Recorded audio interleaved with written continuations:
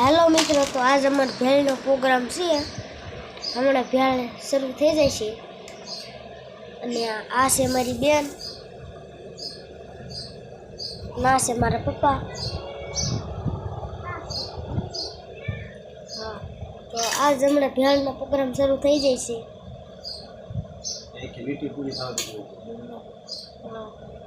Hello guys, Baliya પડ્યું છે cooler.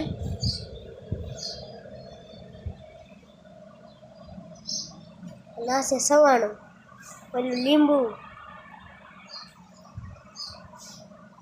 ડુંગળી,